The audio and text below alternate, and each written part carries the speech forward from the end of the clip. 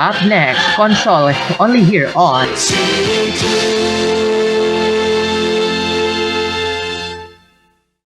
รายการต่อไปนี้เป็นรายการทั่วไปสามารถรับชมได้ทุกวัย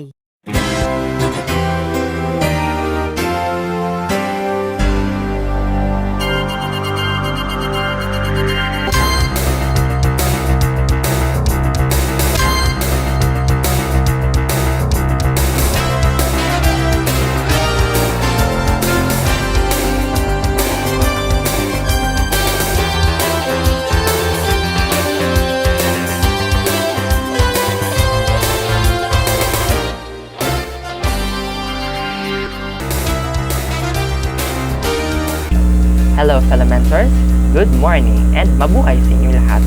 Welcome to the virtual reporting here in Consol PCPG2. So for today's episode, we will discuss that very relevant and which is the blended learning. So the emergence of pandemic, which is the COVID-19, face-to-face classes is suspended. The Department of Education is work hard to transition modalities of teaching from conventional face-to-face learning, the traditional brick and mortar schools, turn into so-called blended learning. So at the moment, the Department of Education observed in its month of remote enrollment processes, which is started on June 1st, 2020. While it has started to take its root in many education institutions worldwide, debates continue to question the nobility of this teaching practice. As future teacher, the call is timely for you to acquire the empirical and conceptual knowledge and understanding about the promise and practice of blended learning.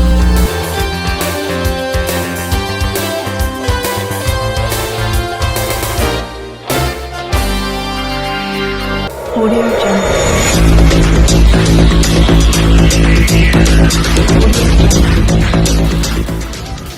Today, I'm Faith Herrera, and as part of Lesson 7, the practice of blended learning, I'm going to elaborate to you and to broaden wide the meaning of it, its definition, and how to develop it. So the term blended learning is already cited from the previous lesson, the web-based instruction.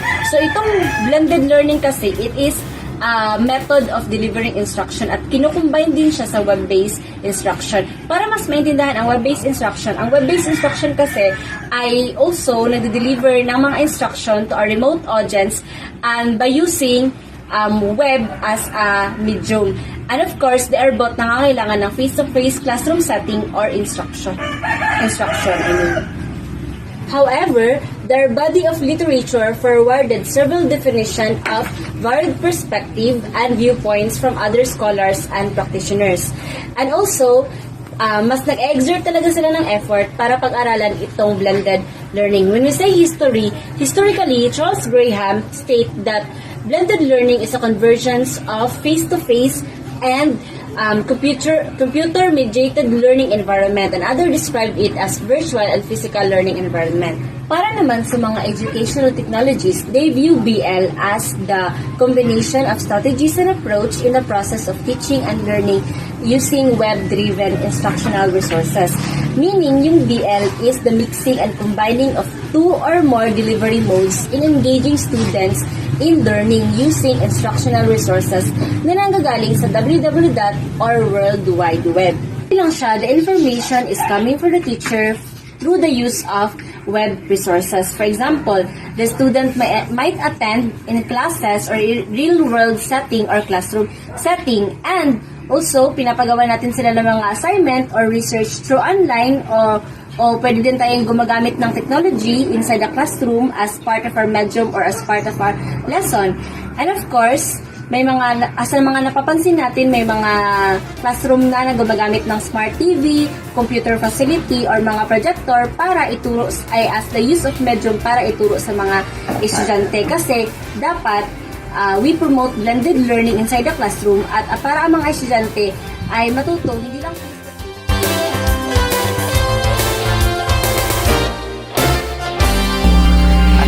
discussed in the previous lesson, there are three categories of web-based instruction. So according to the Siemens and Tittenberger in year 2009, which are augmented, blended, and online. So in this case, the blended learning, this teaching approach comes into four models. So according to Horn and Steiker in year 2014, as you can see this model here,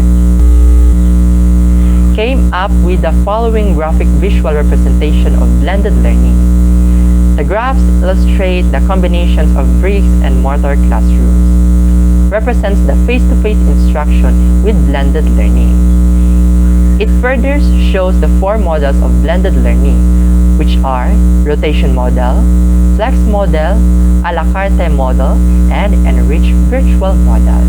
Under the rotation model are the other four sub-rotation models. So it is namely as rotation or station rotation, lab rotation, flip classroom, and individual rotation. Good morning, everyone. My name is Erjan Ihanyola, and I will report the rotation model. So, rotation model. This model, the students rotate on a fixed schedule or at the teacher discretion between learning modalities, at least one of which is online learning. This activity may include small group or whole class instruction, group project, individuals, coaching, and pencil and paper assignment. So in this rotation model, learning of the students mostly takes place on bricks and mortar campus, except for any homework and assignment. For additional in rotation model, the rotation model of learning involves the traditional face-to-face learning with online learning. In this time schedule is divided and 5 between these two processes, or it means on the teacher direction for a given courses. There are four sub-models under the rotation model. So I will discuss about the first rotation model. First is station rotation. So station rotation, in this station rotation model, the students experience the rotation with contained classroom or group of classroom. The station rotation models differs from the individual's rotation model because students rotate through all the station, not only those assigned to them. So this model answers the question of many who would wish to use blended learning approach, that they can actually use blended learning right inside the traditional classroom.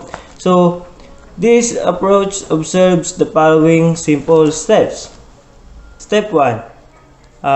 Create collaborative learning station or CLS. Ideally, each CLS must have at least a maximum of 8 and minimum of 5 members. Each CLS must have at least 1 or 2 computers, laptop, iPad, or mobile technology, preferably with internet access. Step 2. Assign specific learning tasks for each collaborative learning station, and one condition for the station rotation model is that at least 1 or 2 learning tasks must be web-driven or make use of instructional web resources. And step 3 is give clear and simple direction. Refrain from giving direction oral, as it can create confusion and disorder in the classroom.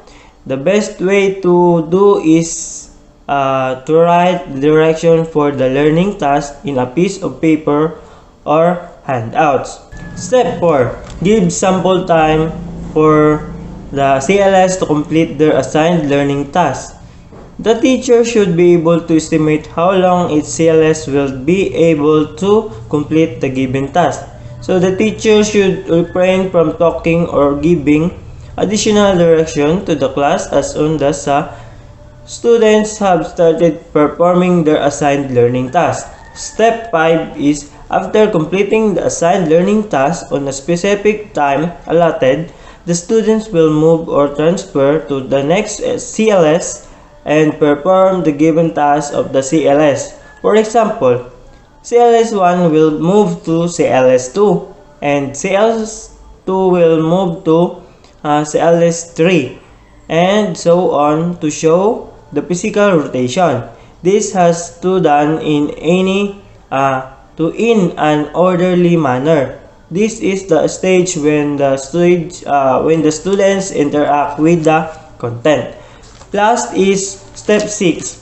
After the students have complete the rotation to the different CLSs, a teacher-led open discussion can follow where the teacher pursues put in context the learning experience of the class from the different learning stations. This is the teacher-led instruction stage when the teacher interacts with the student. Next is lab rotation model.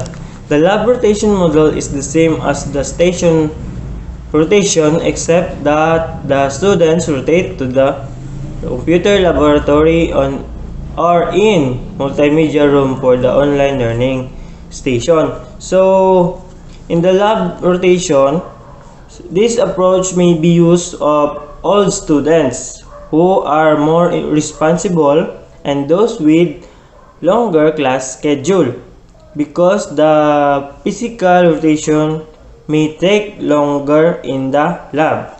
Next is flipped classroom. Flipped classroom, this model allows students to participate in online learning. Learning offsite in place of traditional homework and attend the brick and mortar school for face-to-face and for teacher guide practice or projects. So in flip videos, the content is primarily delivered online, which makes flip classroom different from the other rotation model, where the students simply do their homework online at night. Last is individual rotation. Individual rotation, in this model, the teacher gives each student enrolled in a particular courses or subject an individualized playlist and does not necessarily rotate to each available station or modality. The teacher provides the individual student schedule. And that's all. Thank you. Hi everyone, my name is Sheena Haldines and I'm going to discuss the other models of blended learning. So the next model is the flex model. This model provides the students with an individualized and customized mobility on more flexible schedules among learning modalities. The teacher of record or other adults provide face-to-face support on flexible and adaptive as-needed basis through activities such as small group instruction, group projects, and individual tutoring assignments. A certified teacher may be around to supplement the online learning on a regular basis, while in others, minimal face-to-face enrichment is provided. So the flex blended learning model is somewhat similar to rotation blended learning model. It primarily focuses on online instruction, while only small groups or specific learners will have the access to the face-to-face instruction. So the next model is the a la carte model. This focuses on a course that the student takes entirely online along with other experiences that the student is having at a brick-and-mortar school or learning center. The teacher of record for a la carte course is the online teacher. Students may have two options, either on a brick-and-mortar campus or off-site. So the a la carte blended learning model involves only online instruction, but the training may take place in a physical classroom or lab, may supplement the instruction that the learner will receive in a brick-and-mortar classroom environment. So the next model is the enriched virtual model. In this model, a course or subject in which students have required face-to-face learning sessions with their teacher and then are free to complete the remaining coursework remotely from the face-to-face teacher. When students are located remotely, online learning serves as the backbone of learning. So the enriched virtual blended learning model is centered around face-to-face instruction, which is supplemented by online tools and resources after the instructor-led sessions have been completed. That's all for my report. Thank you.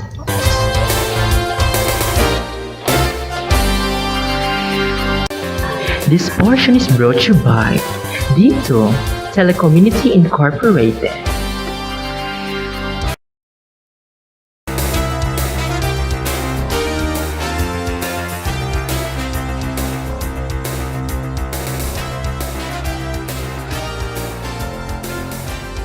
A pleasant day everyone. By the way, I am John Mark B. Lapis, B.Ed second year, and for today's video, let's talk about the two types of online communication. But first, let's define the word communication. So according to Wiener 1950, it is a matter of an exchange of messages between man and machines, between machines and man, and between machine and machine. So communication is indeed the driving force in an online learning. So here are the two types of online communication that can take place in a virtual learning environment, namely synchronous and asynchronous. But first, let's discuss asynchronous communication. So this one does not require a constant bit rate. Examples are file transfer, email, and World Wide Web. In an online learning, asynchronous communication is associated with learning anytime and anywhere. This usually calls for the use of a discussion forum tool or other tools in a learning management system. Like for instance, the use of Schoology, Google Classroom, Google Forms, Messenger, Facebook pages, etc. So online teachers and students can post learning activities and can retrieve the messages or directions posted in the forum tool at any time. So in contrast, the synchronous communication is the opposite of asynchronous. So definitely. So synchronous communication takes place in a real time. Simply means the setup is in a virtual classroom wherein there is a live presentations, live oral recitations, live text chat, or live audio or video like that. So the word synchronous means communicating and doing specific tasks at the same time. So in online learning, this type of communication calls for the use of chat rooms and online conferences, like for instance Google Meet, Zoom, and other application and software wherein you can have your conferences or meeting. You know what? This is the most challenging and demanding type of online communication because it takes place in a real time, and this type of communication requires a strong internet connection for you to access in conferences or meeting. But in today's mobile technologies and use of social media allow users to communicate both asynchronously and synchronously. And that's it. I hope you learned something from this video. Bye! Good morning, everyone. I am Erica May M. Magdalera, and I am going to discuss the three forms of online interaction. Interactions play a crucial role in online learning. According to Morey and Kersley, that active learning will not take place in an online environment unless the interaction is deliberately planned and the teacher encourages it. Yes, social interaction in online learning allows students to share their ideas on various subjects with each other. Student-led online discussions typically motivate deep understanding, as well as yield interesting topics or said subjects. Morey 1989 cited and defined the three forms of interaction in distance education. The first one is the learner-to-content interaction. The second one is learner-to-learner interaction. And the last one is teacher-to-learner interaction.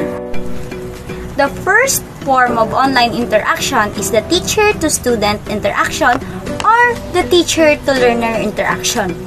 This form of interaction takes place when the online teacher, for example, conduct an open discussion with the students using the chat room, social media, technologies, and other tools for online conferences. This type of interaction requires real-time communication and therefore it is synchronous. During the online interaction, the teacher uses gadgets such as laptop, cell phone, Wi-Fi, or data. The application that the teacher uses are Google Meet, Zoom, Google Classroom, Schoology, etc. In practice, an online teacher serves as a guide and a coach. Therefore, they should refrain from delivering prescriptive lectures. Instead, focus on providing guidance in the course of teaching online. Both teacher and students are sharing their ideas and experiences during the online discussion. The second form of online interaction is the student-to-content interaction or the learner-to-content interaction. It refers to the time the learner spent interaction with course content, including textbooks, PowerPoint lecture presentations, web pages, discussion forums. The learner-to-content interaction is demonstrated when online students are given the opportunity to interact with the lesson or specific subject matter, which may be assigned to them by their online teacher. Example, the online teacher provides a link, copies, PDFs, videos, or PowerPoint lecture presentations that is all about the course subject, and instruct the online students to read with comprehension so that the interaction takes place only between the students and the content without the teacher.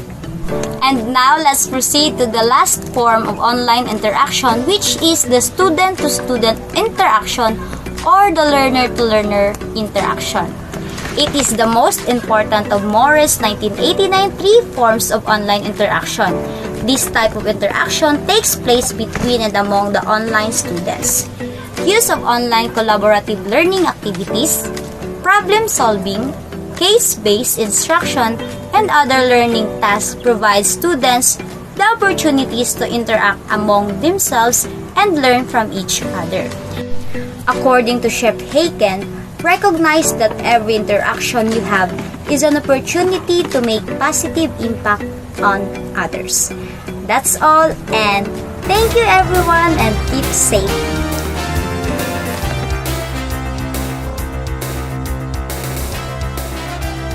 Student-to-student interaction. The student-to-student or learner-to-learner interaction is perhaps the most important of Moore's 1989 three forms of online interactions. This type of interaction takes place between and among online students. Before, we practice traditional learning where the teachers think creatively to provide activities that can sustain student-to-student interaction where there is a real or physical presence of students interacting and engaging with one another. Now, we're doing online classes. The teacher will use online learning activities such as problem solving, case-based, and etc. to provide students the opportunity to interact and learn from each other.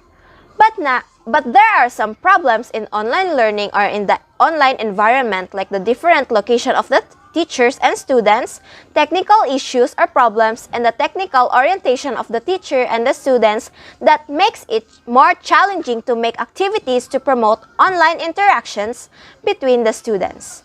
The use of social media platform has a big role in student-to-student interaction where the usage is overwhelming. The teachers and practitioners are cautious and help guide the students, the online students, how to use social media properly. Other forms of interactions. Moore's three forms of interaction serve as the main framework on the subject of interaction. Other researchers and scholars argue that there are some other types of interactions that are more distinct and important in distance education. The article of Norm Friesen and Alex Kuskis 2012 called Modes of Interaction cited other forms of online interactions. These are the learner to interface interaction, vicarious interaction, teacher to content interaction. Learner to interface interaction. This form of interaction, according to Hillman, Willis, and Gunawardena 1949, is the process of manipulating tools to accomplish a task.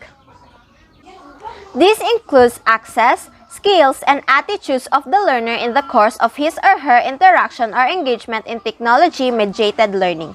Many authors regard learning to interface interaction as distinct and unrelated to Moore's three types of interaction. They claim that all forms of interaction in distance education are in principle technology-mediated. Learner-to-interface interaction may not be viewed as a unique form of interaction, but rather a component of each of the other forms of interaction. The acquisition of communication and technical skills are taken as important in distance education.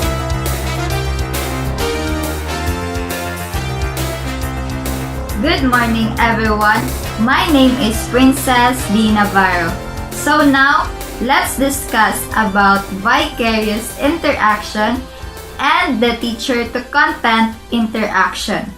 So first, what is vicarious interaction? So according to Sutton, vicarious interaction is an interaction that is taking place when a student actively processes both sides of a direct interaction between two other students or between another student and the instructor. So since that in online learning, not all students get the opportunity to interact directly with other students or even with their teacher, but these students may interact vicariously, meaning the learners can able to observe and process informations through the direct interactions among other learners and the teacher. So this action doesn't demonstrate active engagement or direct interaction or participation. Another form of interaction is the teacher-to-content interaction. So the teacher-to-content interaction is the primary concern of online teachers because it involves teacher skills in designing course content, selection of appropriate instructional web materials, and the use of specific online teaching strategies and approaches. Online teaching is considered as a complex professional practice because it should not only demonstrate mastery of the subject matter, but equally important is to have sound pedagogical orientation and skills to deliver online context. So as an online teacher, you should engage in developing your own instructional resources for online delivery and have practice of designing and developing customized online instructional materials. That's all. Thank you.